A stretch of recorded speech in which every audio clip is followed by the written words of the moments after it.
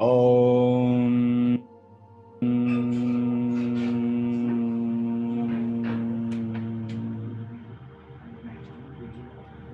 Asato Ma Satgamaya Tamaso Ma Jyotirgamaya Mrityurma Amritam Gamaya. Om Shanti Shanti Shanti. O Mother, awaken within us Sarvabhyapi Anantam Advaitam. Right now, right through this session, bless us to be understanding and differentiate between the real and the unreal, the Viveka. Bless us with Vairag. Bless us with Shama, controlling of mind, Dhamma, controlling of the senses. Uparati, bless us that we are not distracted and going outwards, but that we withdraw the powers of the mind through the reflective power of the consciousness. Bless us with Samadhana, collection, study of the Vedas, the scriptures, listening, Shravanam, Mananam, Nididhyasanam. That we spend some time, bless us, every day, remembering you, remembering the Supreme, the Brahman within us, that we are just but one. That Supreme existence is one vast ocean of existence in which the existence itself is me, is everybody else, are the people, the mountain. Bless us with the Diksha, that we do not give up. We align ourselves with the goals of the Supreme. Momokshatam, Momokshatam, Momokshatam, with the Shraddha that we know that what we hear, what we speak, what we do, we are not the doer. It is you, it is the Supreme Brahman within us. Sat, Chit, Ananda is doing it. That not this mind, not this body, but the Supreme Self within. And we never give up and hold on to that Mumukshatyam relentlessly. Bless us.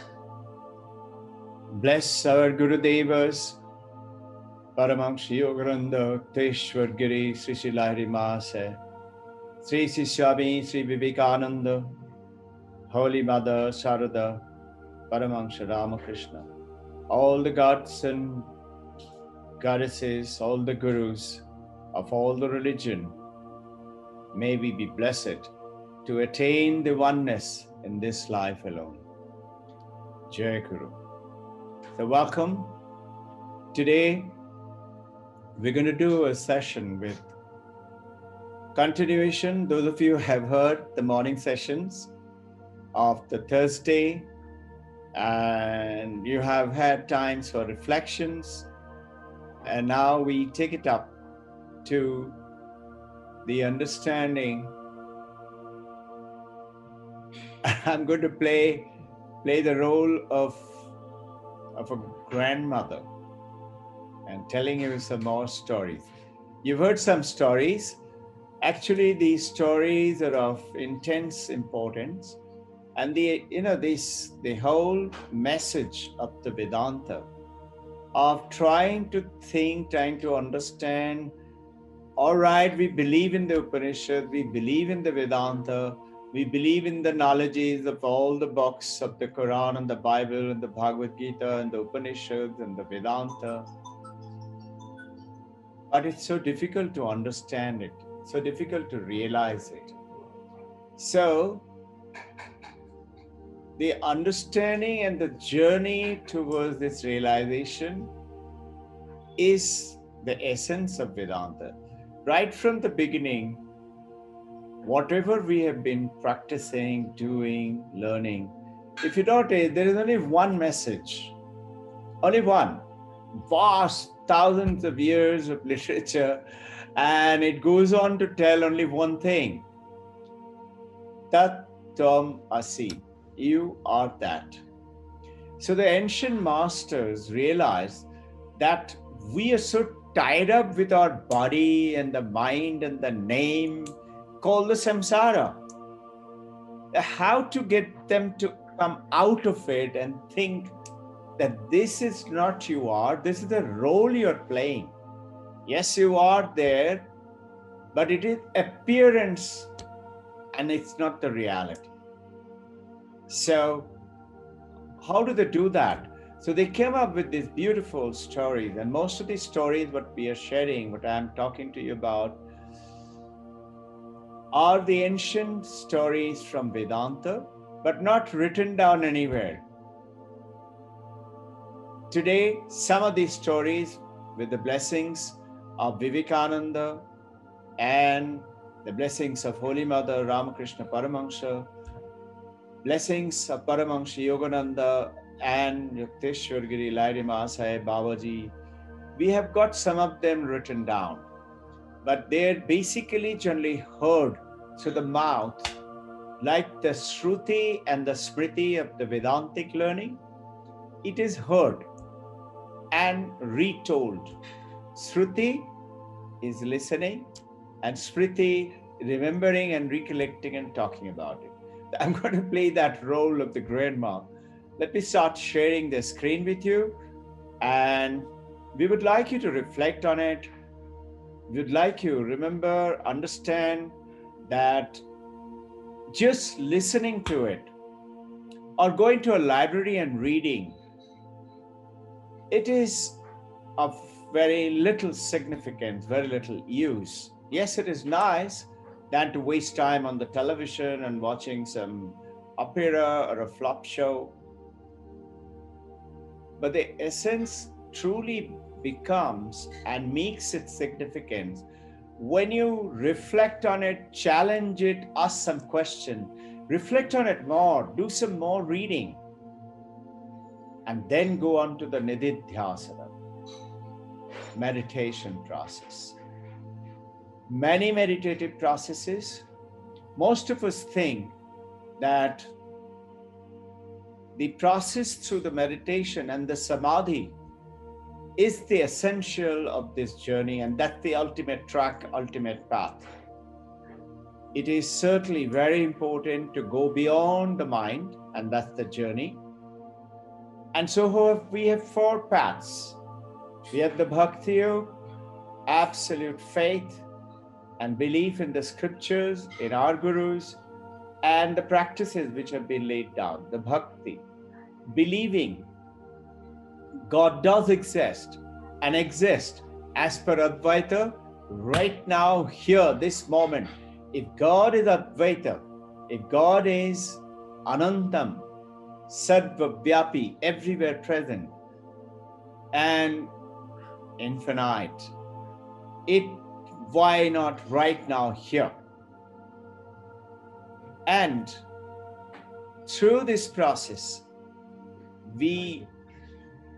it's not good enough until and unless you truly reflect on it, and the reflection speaks when you come out with questions and you discuss amongst each other through telephones, later on through the time with your partner, with your friends. There is a caution though, that we should not ask questions to those or discuss with them who is going to mock you.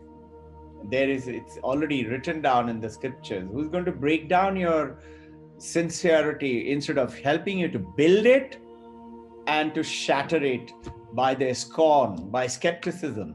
And there are lots of people, it is till you reach a stage where you can actually take them across to the path that you believe it is so, because your wisdom, your knowledge has reached that level that you can easily take them across. Till then, it is better, like, a plant. You notice the corporation people, they put the plant around for the forestry, planting 1,000 plants and all, and they put a barricade around. The Paramahansa Ramakrishna is saying, put the barricade around in our beginning path of the journey, so that the cows and the goats don't come and eat them up. We need to be barricaded, but through this time, do ask the questions, reflect on it, and meditate. You will be amazed the power of that reflection. Towards this, meditation is not secondary.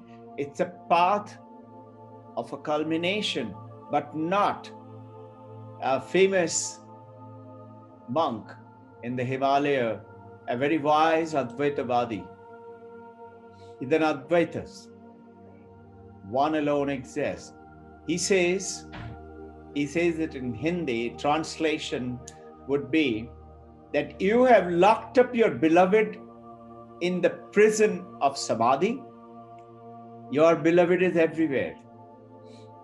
अपने प्यारे ईश्वर को jail समाधि का jail में डाल दिए. So it is not the end, but what is the basic essence is not if along with the practices, most important is awareness, knowingness. And that knowingness is going to accelerate you go towards the samadhi and man ke paar chale jao, go beyond the mind. We shall talk about this mind and no mind. We have discussed before. We shall do it more as we are doing it. Today's essence is to take us across through this little story. They're very powerful. There are many. Once upon a time, there is not very many years ago, there is one of the story goes on. The television artists from Doordarshan wanted to show it to the masses of the people that how difficult a life the masters in the Himalaya, right above Gangotri Gomukhi, where all through the year it is totally frozen, live there and yet they sustain to show. So they went up. On the way up, they took some shots at Gangotri, the trickling up the river Ganga coming through the waves, and then went up to Tapovan. There is this Tapovan Muni. He was living in that. He had many disciples with him. He goes to Tapovan Muni and he says, Maharaj, we're going to do a little shooting. The Tapovan Muni had never seen all this. He said, wo kya hota hai? He said, he had a generator. He put up the television screen, cranked up the generator and put up the scene and showed that shot which he had done while coming up the Gangotri. Beautiful, from Gomukhi, the Ganga is flowing out and becoming Alaknanda, then Bhagirathi. Ganga becoming Bhagirathi, joining up with Alaknanda at Devaprayag. To shoot that initial part in the Gangotri. And naturally, Tapovan Maharaj was so thrilled. He said, Arey wah! Ye kya hai? He said, Ye Ganga hai, Ganga Maiya hai. The Tapovan Muni picks up his lota and tells the director, Thoda sa pani do na, piyenge. The director smiled and he said, Maharaj, wo dikhta hai, asliyat pe nahi hai. So Maharaj stands up and tells all the devotees, ye jo bhi kuch dikhai de rahe, ye pahade, ye baraf, ye aap, hum, ye sab dikhta hai. It's not real. It appears to be real. Now this appearance to the real, these things comes up beautifully through stories. The ancient masters of rishis had handed down such stories. This is one such incident just so happened in the modern time. I'll share with you some of those stories, and each one of them have got a very special meaning. And I'm going to share the screen. Okay, I hope you all can see the screen. Can everybody see? Okay. So,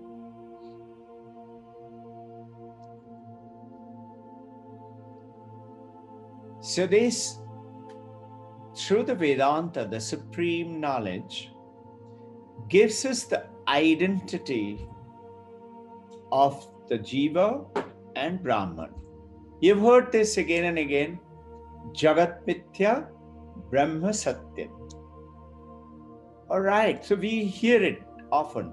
How do we now follow this, the arguments? And the most important problem is the impossibility.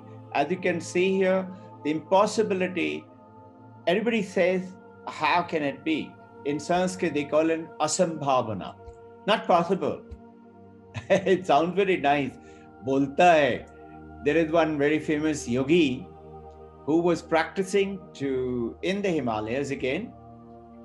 And there are some beautiful stories from the word of mouth of the great masters, as well as there are beautiful books which are written down in an 8-volume of the masters of Himalaya.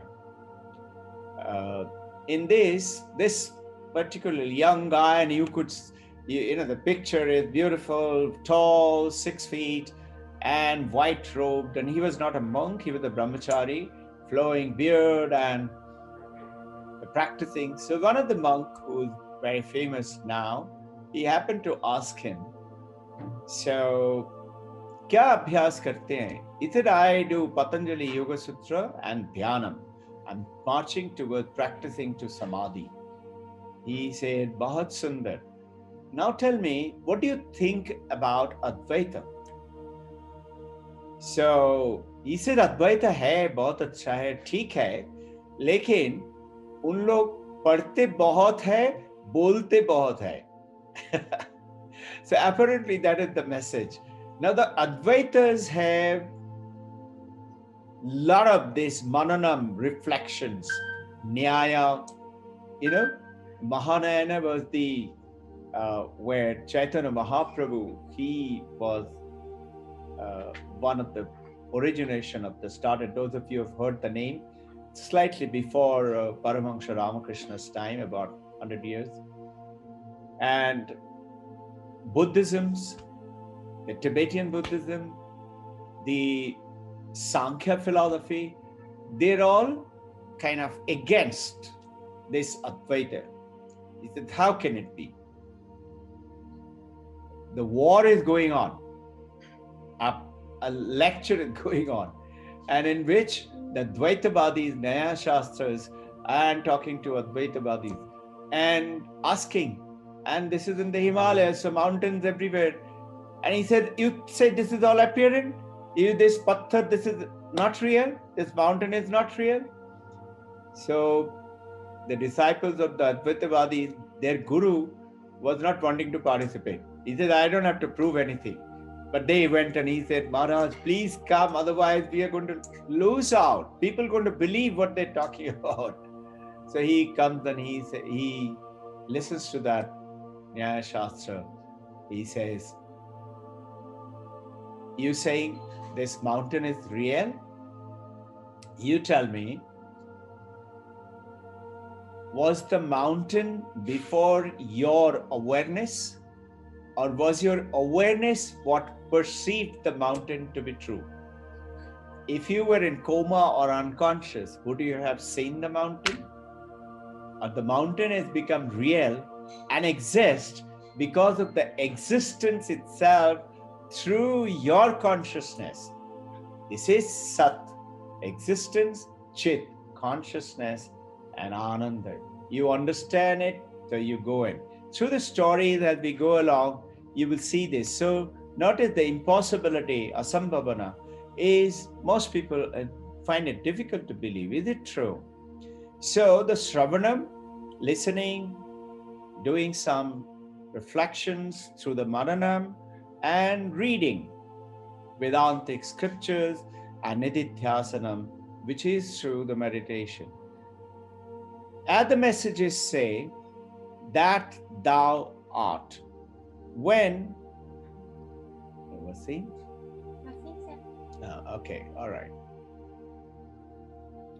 This, when you read the whole thing, you could find a symmetry, a message kind of opens up. Meaning leads us to the essence. Tat Tvam Asi.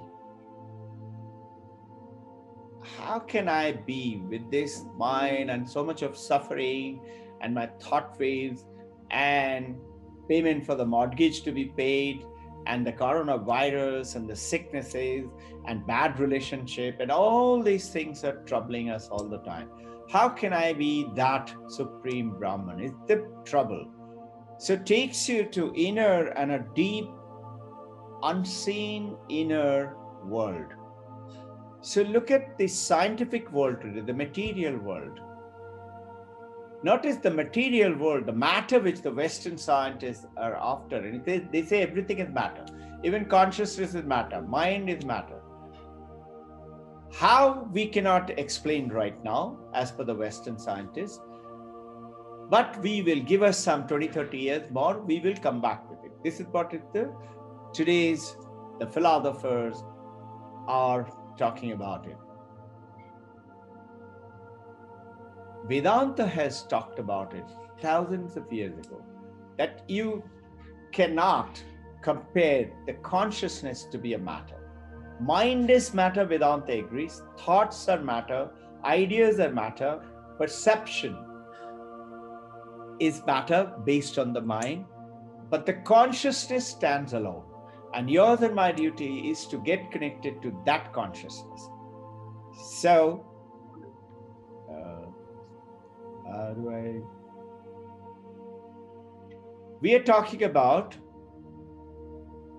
we've been talking about this hypnotization and dehypnotization, called the superimposition and desuperimposition.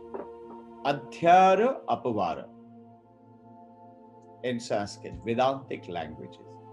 In the heart of Advaita Vedanta is this Advaita apavara is the essence, is in the belief among the monks of the senior that this Adhyara Apavada is the heart of the ancient Vedanta. And your and I intention is to understand them. So, we talk about the 5 elements of the day. There is no clay pot. This incident happened. There was a Nyaya Shastras incident was going on. It was in Calcutta, Science Institute of Royal Science, and in which there were a 15-day session, 5 hours per day. Every day they were talking about a clay pot. In our last sessions, we talked about how the clay pot, we should touch upon it briefly. And they were talking the whole day, and they were saying this mitti ka ghada, that bhutale ghato nasti, it doesn't stay. It is not there.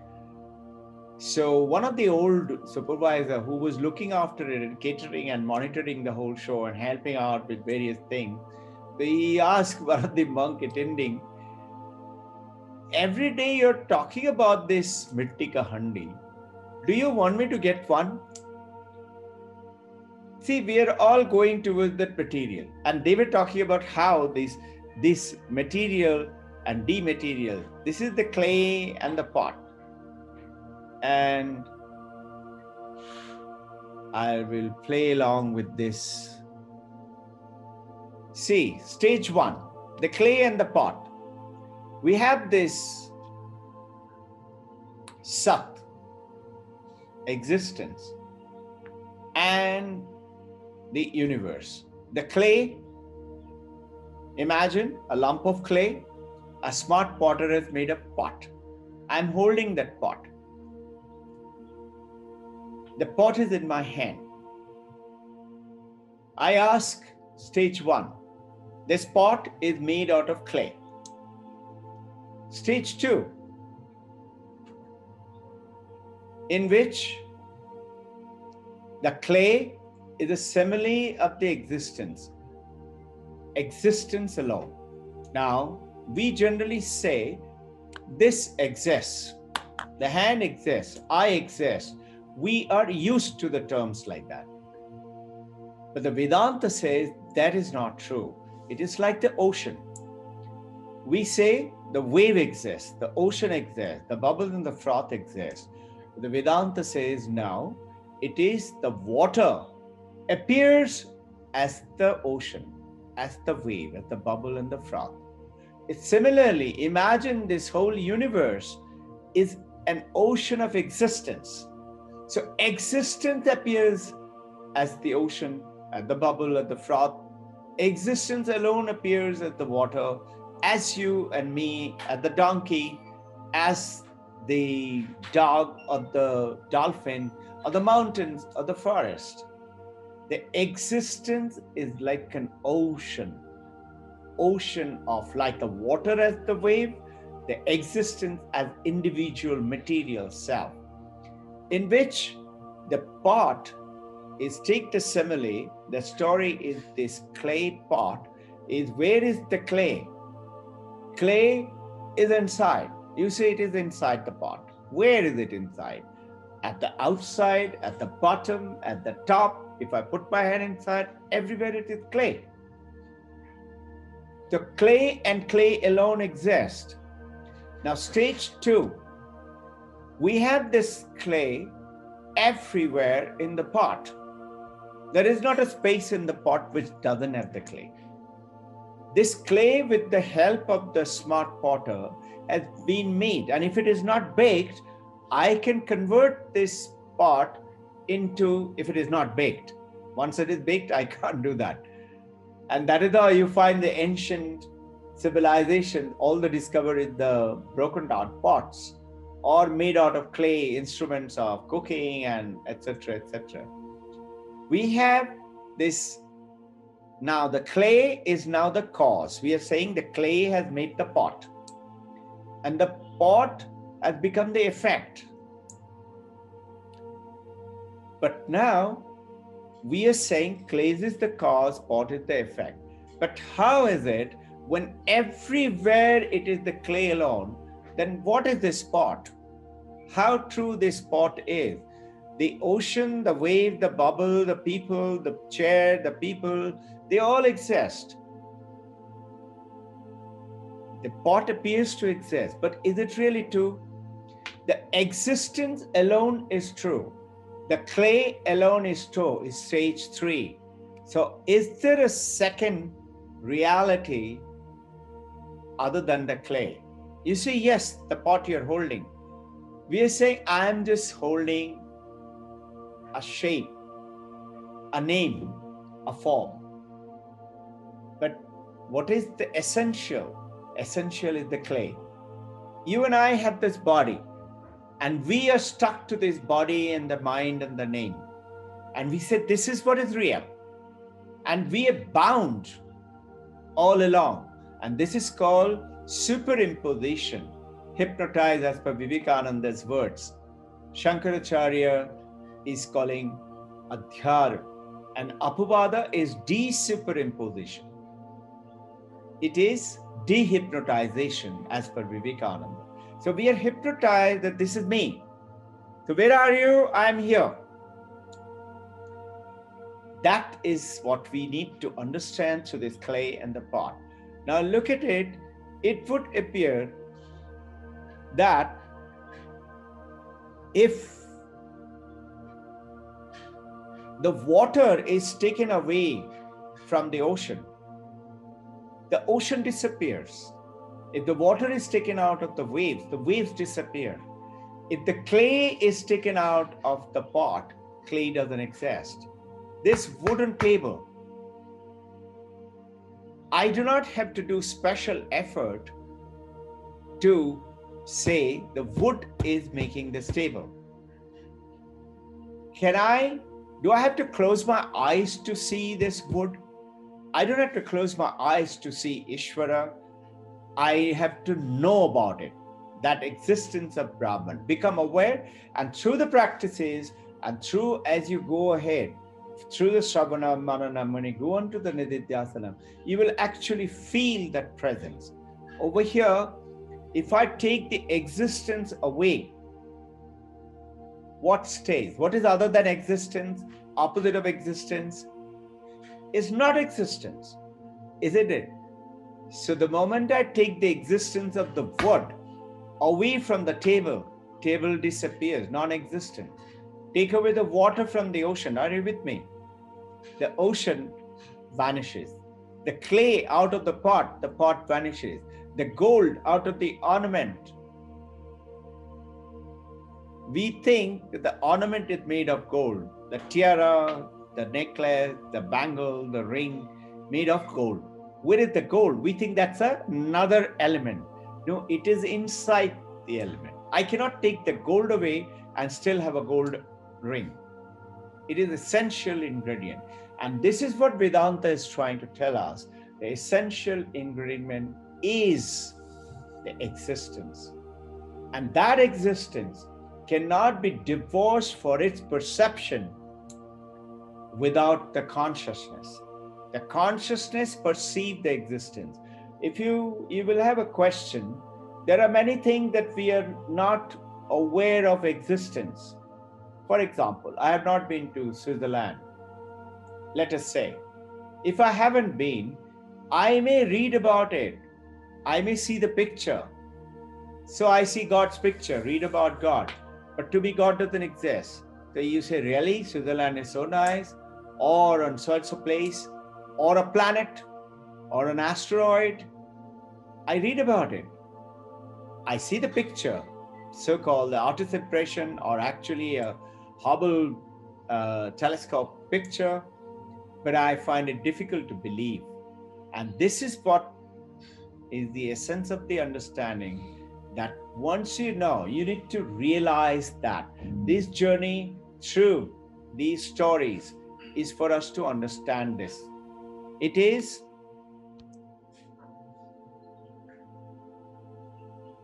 existence alone is the truth, which is being, Sat Chit Ananda, existence, consciousness, Ananda. And when you say Tat Tvam Asi, what does that mean? What is this Tat? Tat is that existence. Tvam is that this, so-called the mind and the body, is the being. Essential ingredient of all of us is one being. And the moment you and I can start to realize, the moment you become, let's say, enlightened, you attain nirvana, what happens now? You have not, your body doesn't die off, you still continue to exist. Buddha continued to exist, Paramahansa Ramakrishna, or all the great masters. They've continued to exist, but now they know that there is no separation between them and me. Where is the me and you come in? It starts in from the birth of a mind. The moment the mind comes in ego. I am separate from you. When you attain the status of being, realizing, being aware, and then tasting it, not just reading about mango, seeing a picture or holding it in the thali, but eating it, and then realizing the mango, then you realize the taste of the mango.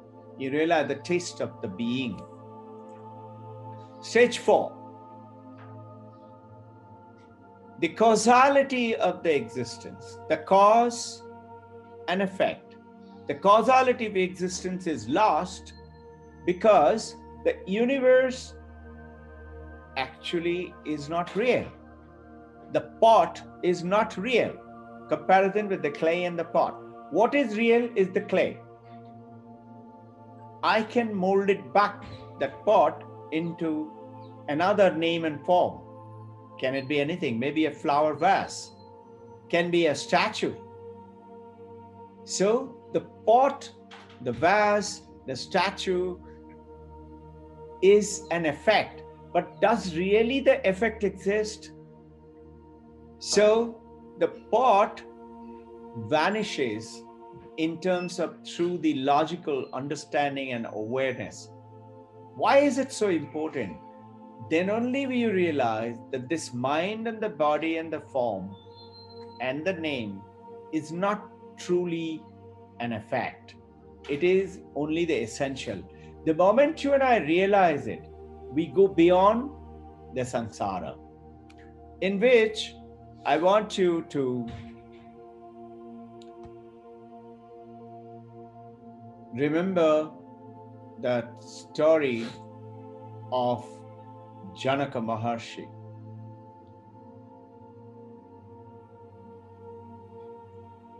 Recollecting, we have shared many times, but now look at it with a new perspective. Janaka Maharshi, he was a great philosopher. He was still not enlightened at about that time before, and Ashtavakra Muni was his guru. Now, Janaka Maharshi is suddenly rudely woken up by the soldier. Sir, Maharaj, get up, we are attacked. So Janaka Maharshi says immediately, call the generals, everybody, call the weapon, take it out, and he wears his weapons and arms and everything and the shield, and he goes out to fight, and he loses very terribly, and the guy who had attacked the king wins over.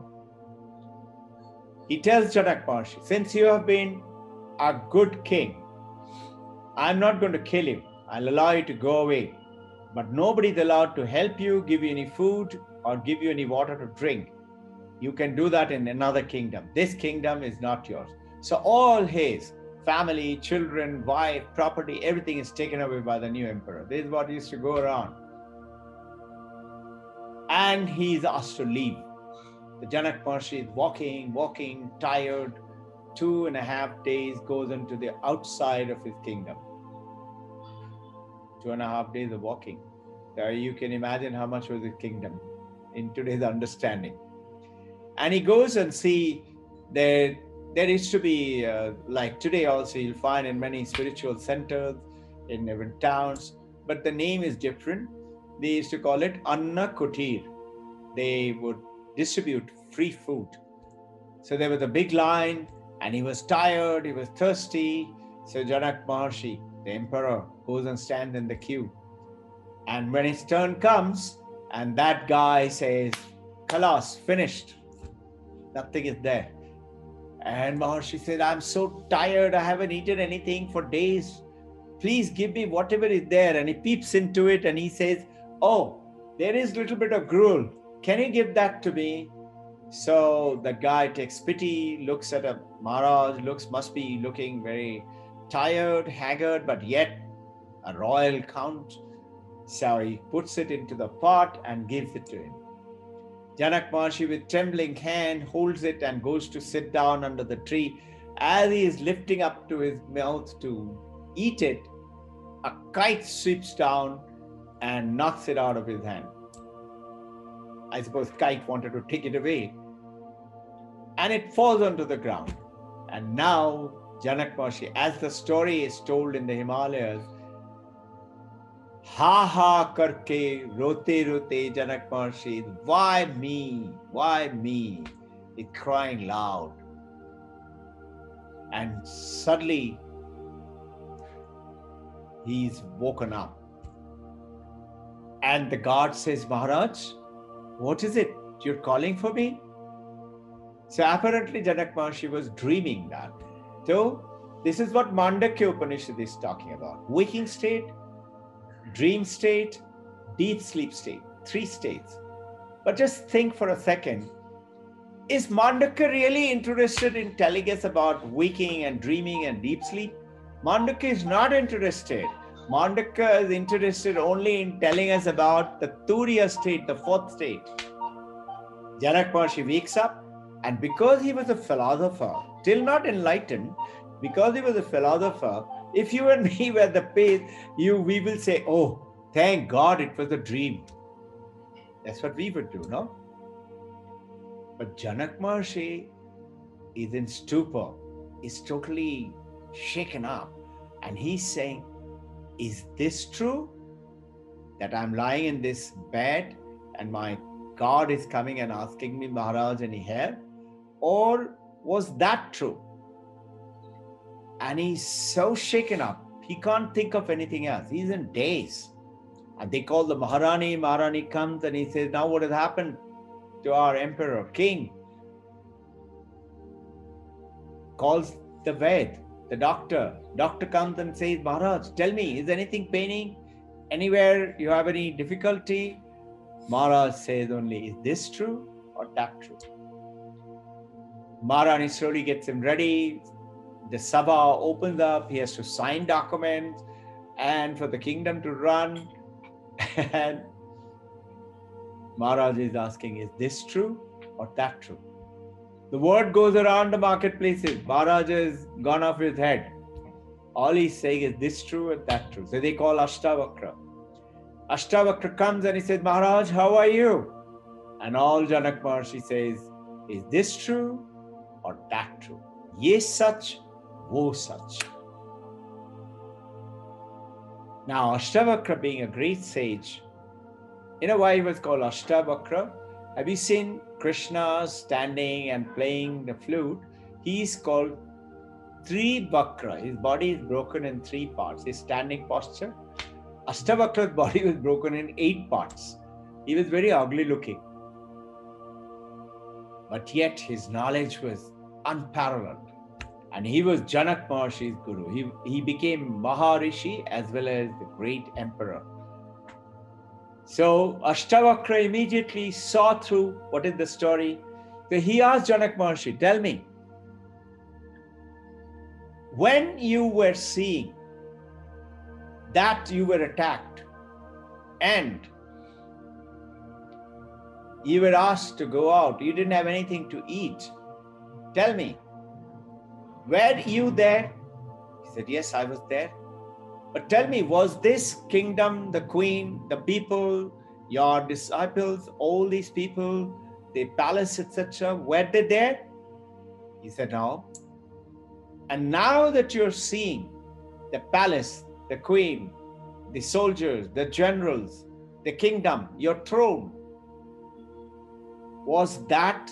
are those things there, what you saw in the dream? He said, no. So then Ashtavakra said, na wo sach, na ye sach. Not that true, not this true. Janak Maharshi is in stupor. He said, that is also not true. This is also not true. Now wo sach, na ye sach. Then nothing is true. Kuch bhi sach nahi. So Ashtavakra says, tum hi sach. Only you are true. Which is this you? Is this you in the dream, suffering, lost in the battle? Or is it that one who is sitting in the throne and saying which is true? No. What Ashtavakra is talking about, that true, that consciousness, that Turiya state, the 4th state, is the true state. And that's the true state, is the message through this story is giving it to all of us. Through the dream state, we are suffering through various things. Through the waking stage, we are passing through very suffering. And as we are traveling from one state to the other and go on to the deep sleep state. But deep sleep, when we wake up, the reality of the world comes surging back into us. Whatever you had, whatever your financial status, your family status, your professional status, your position status, everything is back. Your bank balance is still same. You may have won a lottery in your dream, but your bank balance doesn't increase.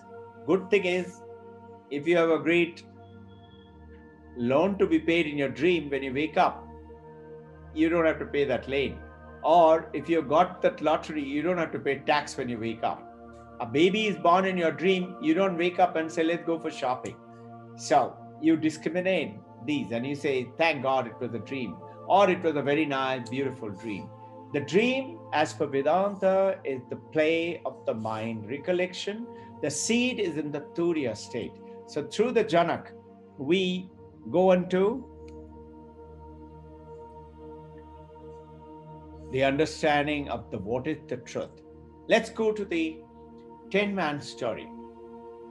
Recollect, first 10 men crossing the river, go to a temple. The river was not very deep, but strong current, and was up to about chest deep, and they cross it. And as they taking off their clothes and drying up and getting ready, one of the men says, we are recollecting these stories to understand what are the meanings given to us by the masters, so that our understanding of this Turiya state is unshaken. We may not taste it as yet, realize it as yet, but we know it is true. And through this Shravanam, Mananam, Nididhyasanam, we make it true. They come up and they say, let's count. And they start counting. 1, 2, 3, 4, 5, 6, 7, 8, 9. They say, 9? Where is the 10th man? And obviously they're not counting themselves. Another man says, you don't know how to count. Let me count. 1, 2, 3, 4, 5, 6, 7, 8, 9. Yes, you're right. We are only 9. And 2, 3 other people also cry out. And they all started howling. So what is it? First is the ignorance. They're ignorant. They don't know. Like you and I are beginning to be aware and be knowledgeable. They don't know. Not knowing gives you the error. The 10th man is drowned. Oh, he is drowned, and starts up vikshepa, sorrow, crying, howling. The man is dead. Wise man comes in, paroksha jnana, comes in from outside. Guru comes in, and Guru tells you, no, don't worry, don't cry. I assure you the 10th man is dead. He said, where? We have counted. He said, count again. He said, we have counted already. He said, count again. He counts 1, 2, 3, 4, 5, 6, 7, 8, 9. Guru holds his hand and he said, turns it around and says, Dasamatvasi, you are the 10th. I said, wow, really? Yes, the 10th man exists. Other man says, let me try it. And everybody is now, the gone is the vikshepa. And now paroksha jnana gives us the 10th man, aparoksha jnana. They realize it now. This is only the 10th is present. The princess of Kashi gives you the realization. What did happen to the prince? Prince thought that picture is me. It's the princess who I have to marry. Prince didn't know that the picture is actually his picture. And as the Wazir, the Prime Minister, told him, his realization came instantly. He didn't have to, as an answer, either the yogis will say, shut up, throw away the painting, don't look at the girl, don't look at the picture, or get married, then only your things will get solved. He didn't have to do that. He instantly realized this is what happened is Brahma Vid. The moment we come to know, we instantly realize what is the great promise, the most adventurous journey, the great realization. The moment we realize it, instantly we attain what? Everything is the promise of the Vedanta. It's talking about the dissolving of the princess of Kashi. It goes away. And story of the lion. Lion, lioness. This story I often use in the school. There's some beautiful books printed by Ramakrishna Mission. We give it to the children and the parent to read it to understand. The lion was born of a lioness who bounced on the sheep to eat them, had not eaten for a long time, but because of her weak heart, 2-3 weeks did not eaten, too heavy to chase and catch something, her heart failed. So when she landed among the sheep, she was already dead. And Hari the lion was born. The mother ewe, the sheep, who was giving birth to another baby kid, took pity on this lion baby mewing. I hope you've seen, they mew and started feeding the baby. Lion baby grew up and became a huge lion, and suddenly started to realize, I'm different. Doesn't it happen to you and me? We say, I'm different. I'm not like the others. One reason is because of I, the ego. I'm different than you. When your enlightenment comes, I and you, we are all water. We are all waves of one. We are all one consciousness. But till then, now he started to realize, I'm different. I cannot play with them. If he goes and pushes them, they go sprawling around. He can't go and butt with his head, huge head. Another lion comes in to attack the flock of the sheep and catch them and eat them. He's chasing them. All the sheep are running. And he suddenly finds one huge lion, young, very handsome lion is also running. He goes and catches up with that lion and catches his neck, and he says, hey, you're a lion. What are you doing here? He said, no, I'm not lion. And he started bleating like a sheep. He grew up bleating like a sheep, eating grass. The lion said, the big lion, he said, you are not a sheep, you're a lion. You and I being told, Tat Tvamasi, you are that. The lion, Hari, does not say, no, I don't believe in you. I am a sheep. You and I say, I am this name and form, and this is my function. The Guru big lion catches Hari, takes him to the pond and shows, look at your face. This is who you are. Paramahansa Ramakrishna touches Vivekananda on his heart and he says, see, God is there. You can see him. You could realize that. And then goes ahead. The Hari, the lion, the Guru lion tells him, roar like me. And he roars. And so does Hari the lion. What is this roaring? Roaring is that. It's 12 o'clock. Understanding that this is the truth is in me, the Omkar realization. I am the Brahman. That supreme state arrives. So with this, played a little role of our grandma, telling you through the story, but each one of these stories carries some beautiful meaning and gives us a deeper thinking. I don't believe, to beginning to there must be something, and ask the question. So do you all have any questions? You're welcome to go ahead and ask. Please. Anybody, any question? I was thinking, how do I lift it up? How do I switch back to the... Jai Guru. Any question, anyone? Jai Guru. Loudly, please. Jai Guru, Raja here. Yeah, yes, Raja. Hi. Yeah, the one question that why mind seems to be different from Brahman, though it is the same in as per non-dual Vedanta. Say that again. Ask the question again. Why mind seems to be different from Brahman, though it is the same as per non-dual Vedanta.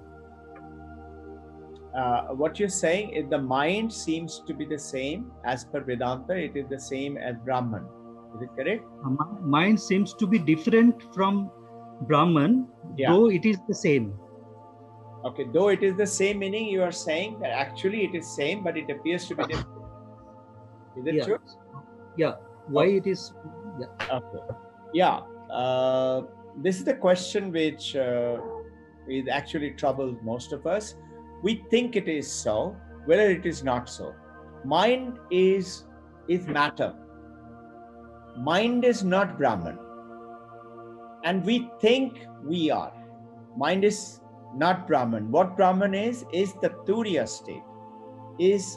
Now the Turiya state, if you recollect that chart, can I see the chart? I will recollect and show you the chart again. The consciousness alone is the Brahman. Now consciousness is making us perceive the world through the reflective consciousness, which is called Chidakash. Now Chidakash is making the mind, which the mind has got intellect, mano, buddhi, chitta, ahankar. So ego, the intellect, the memory, mind is perceiving through. Now going back to that chart, you recollect this chart? This is the consciousness. And this is the brain with the mind, with the reflective consciousness here. The mind is here, lighting up the mind through the consciousness, like the moon being lit up by the sun. So now this mind becomes alive. It is separate. It is an object.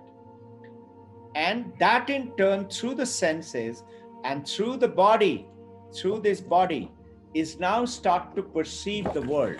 So it is an anomaly that mind is one and the same as the Brahman. No, but I understand your doubt. Possibly, Brahman exists everywhere. Brahman is in everything.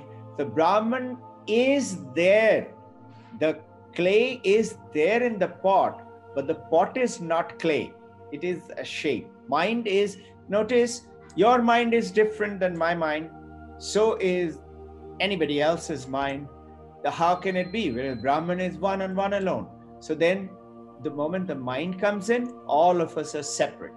The mind is the only one which brings the separation and brings you and I. We have to do what? Go beyond mind. We will go over that again. Maybe the next session we will do it, called traveling from mind to no mind state. Man ke paar chale jana. Okay.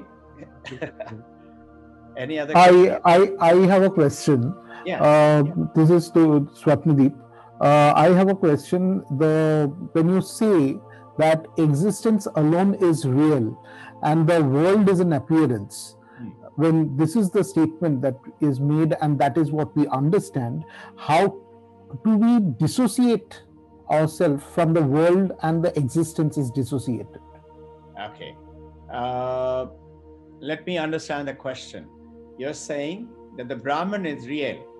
And correct. The question, whereas the existence alone is real, not the Brahman. I'm saying the existence, the physical appearance, when the existence, because without my body I can't realize Brahman. So Brahman, I'm saying that existence alone is real. That's what I'm believing, and that's how I'm proceeding. But the world around is an appearance, right? So the world around is an appearance. So when the existence is a part of the world, what I understand. So when existence is part of the world, how do I dissociate existence from the world? Okay. So let's go back to this understanding the clay and the pot. That's how this clay and pot story has been going on in Advaita for thousands of years. So say that statement again. You're saying existence alone is real, and the world is an appearance. World is an appearance, and then right. So therefore, how do I dissociate? Because existence is in this world. So when I'm looking at my existence or anybody's existence or your existence, I'm seeing your existence in this world. Yeah. So when this world is an appearance, my question is that how do I dissociate existence from the world?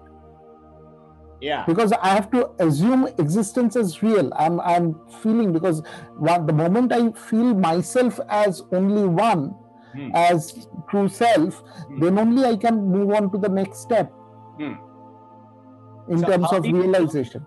Your question is, how do you disassociate that correct the universe from the not self, real and Brahman being real? So this is why there are 4 ways are given And each one of the ways are good enough for us to understand. But the mainly through the Advaita travel that we are taken up, in which the essence in is knowing. So notice the stories that we went through. In the clay and the pot, the clay alone is real, but we are thinking pot is real. We are thinking the world is real. We are ignorant about the clay. We say clay pot, but we are unconscious of our consciousness. We are unconscious about the consciousness or the existence. That existence alone is the universe. So now, when I did the anomaly of the comparison of the clay and the pot, on the third stage, we saw that the universe is appearing because of the existence. If the existence was taken away, the universe will vanish.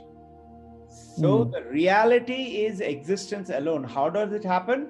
Through knowing, being aware, being conscious. And how do we practice it now? Through the Nididhyasanam. In the challenging, through the Mananam, asking question, reading more. In the Shravanam, like we have done Shravanam, we are doing Mananam now, and now Nididhyasanam to understand that. So the reality, the universe which we think is real, including this world around us, the family, the relationship, the money status, the job status, the partners, etc. Why do I have to be loaded with such a terrible partner or a beautiful partner? All these are the dream state which is not real. But it appears to be real. But the reality is the existence alone. Now, how do we solve the issue? I don't want that loan. I don't want a bad partner. I don't want that situation which is causing me suffering. This is happened the moment your body may still have the pain, the fever. Paramahansa Ramakrishna is having cancer, but still he is realizing this is only the body, that is only the mind. So Turiya Maharaj, when he's asking, Thakur, how are you today? Kemon acho? He says, I've got terrible pain. I can't eat anything. And Turiya Maharaj, imagine, terminal cancer, few days before his death. He says, but you appear to be in bliss. So what is it? He is in Turiya state. His body is suffering. Cancer doesn't go away. The bad relationship or the situation of the so-called the world doesn't go away. But what is the advantage of doing this then? Our intention is to remove the suffering. The suffering is felt by the mind. The moment you go to the no mind state, you don't have the suffering. Another truth is the Brahma Vid, Yoga Kshema, as Krishna is explaining to Arjuna. The moment you become aware of this, some supreme power from the universe comes in and removes all your suffering. Actual suffering removes.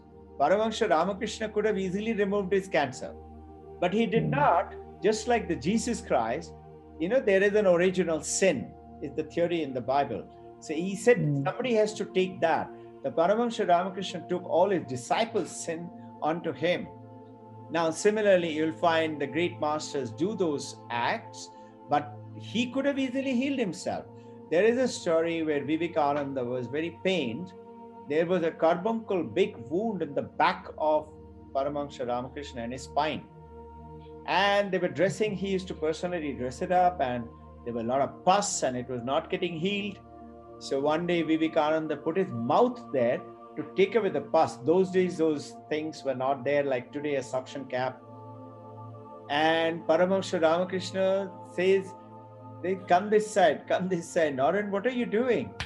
He said, I cannot tolerate this. This is very bad. I'm going to take away all the pus with my mouth. So Paramahansa Ramakrishna tells him, do you think I cannot heal myself? And notice, his own guru, Totapuri, who was suffering from the same illusion, that Dvaita and Advaita. He was an Advaitavadi. And Paramahansa Ramakrishna said, God is there in Dvaita as well as in Advaita. God is everywhere. Brahman is everywhere. But Totapuri didn't believe in it. So Totapuri went into that suffering where Paramahamsa Ramakrishna asked Mother Kali, why don't you, he didn't say make him suffer. He said, can you make him realize that you too are true? So remember that he was suffering so badly from loose motion and amoebiasis. So eventually he chose to kill himself. He went to try to drown himself into the river Ganga, and he walked all across. The river Ganga will not go above his ankle water. Eventually he got tired, and on the bank, he fell down when Paramahamsa Ramakrishna came and said, why don't you go and ask Mother to heal you? And he does go, and he is healed. And so this says that to take away this suffering, the great masters could do it. People like you and me, if we follow this process, from personal experience that you will see, you will lead a beautiful, powerful, enlightened life with least of suffering. And that is because of the grace that we are in a different world. If we are not, we continue to suffer, continue to live, little bit of happiness, like little bit of in a clouded sky, blue sky, rest of the time it is clouded. Any other question? Jai Guru. Jayanti here. Yes, Jayanti. Yeah. My question is, I have two questions. First one is, how do we understand that we are spiritually progressing? Okay. So, That's a very good question. So, and I was trying to reflect on this question myself only. I got another question related to that is, we do practice, we do sadhana daily in the morning, evening, 2 times.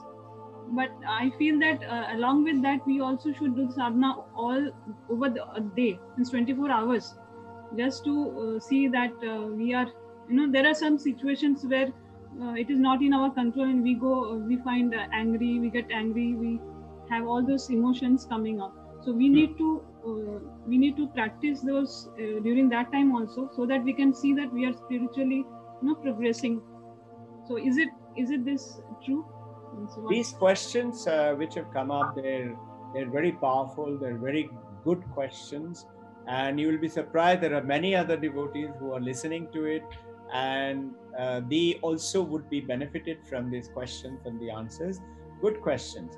So you remember there is a boy who asked one of the very senior monk of Ramakrishna order, see, whenever I go to speak, I have to go and give a speech today, and I'm a very good student. But when I go to speak, I really freeze. My throat chokes up. I can't speak. I don't know what to do. So this senior monk said, today when you go to speak, you think you are not speaking. Swami Vivekananda is speaking through you. And this boy went on to become a monk later on, and he says, that particular day, I don't know what happened to me, I spoke so well. Paramahamsa Ramakrishna used to give the power through Mother Kali to Vivekananda. Vivekananda is saying in 2nd of 1894, 2nd of July, in that beautiful book, he's talking about,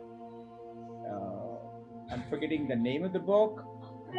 This is about, he's traveling around near New York, where he lived for about 6 weeks. On 2nd of July, he gave this talk, and he said, I have not spoken so well before, and today I realize it is the mother alone is speaking through me. Now, before he gave that 1893 11 September talk, he was nervous, like this boy. He couldn't speak. But then he prayed. He said, Mother Saraswati, my Gurudev, Thakur, you speak through me. Mother, you speak through me. And notice the moment he spoke, the first sisters and brothers of America, everybody stood up and started clapping. And before him, 21 speakers had spoken. What was so great? So in this, the answer to your question is, all along like that, in Kathamrita, you see the picture, the bird sitting on the nest, and his mind is always on the egg. You do whatever you're doing, keep that figure 1 always. Otherwise, everything else is 0. We are in this world of 0. Put that one ahead. One is the supreme divinity, Brahman, God, Mother Kali, our Guru Devas, in any name or all the name. When you do that, automatically you will find a change is coming into you. How do you know you're progressing? You will realize it yourself. A thought will come to your mind. Let's say you suddenly think, I feel like eating Alfonso mango. Now, this is not a mango season. And you will suddenly find that from somewhere, Raja says, I went to a shop and I found this frozen Alfonso mango tin. I thought I'll buy it for you. You did not even share with him. You must have pushed it off. From somewhere these things comes. Remember the story Paramahansa Ramakrishna in Panchavati. He was doing sadhana and he said, Mother, I want to make a hut around me so that when I'm doing, people do not disturb me. Next day morning, he found, including a heavy iron kaiti, that sickle, and the bamboos and the rope and everything bobbing in the river Ganga right in front of him where he used to sit down.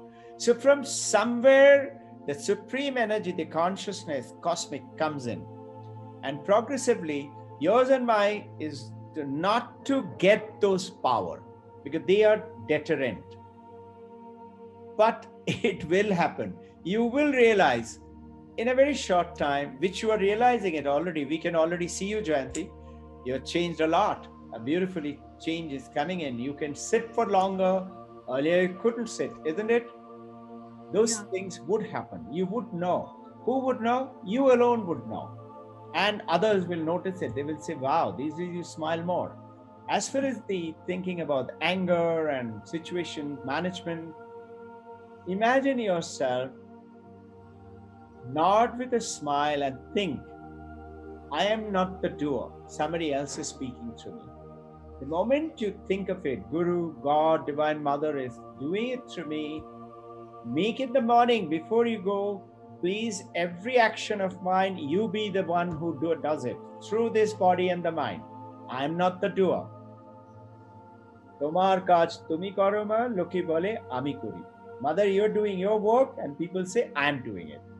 So once you have that feeling, you will see your work will have lesser those situations where anger is supposed to. And automatically it gets managed and controlled. Okay, we'll call it off today.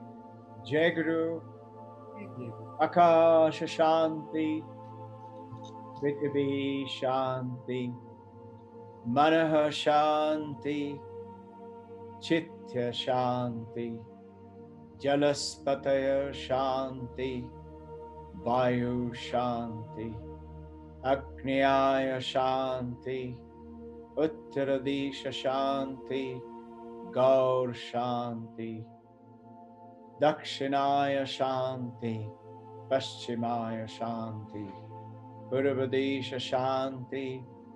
O Divine Mother, bless us with the peace and understanding. Make us realize the supreme truth. You work through us. Bless us. Gurudev, Paramahansa Yogananda, Sri Yukteswar Giri Lahiri Mahasaya, Karma Avatar Sri Swami Vivekananda, Holy Mother, Sharada Paramahansa Ramakrishna, Kalpa Yogi Mahavatar Babaji, bless us. Hold our hand, take us across. Brahma, Vishnu, Maheshwara, Yogakshema, Krishna. Divine Mother, hold our hand, be aware in every one of us, in every moment.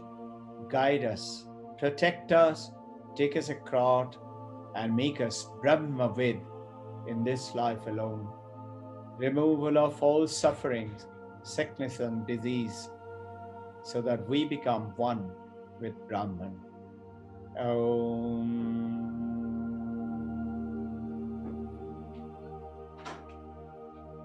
Jai Guru.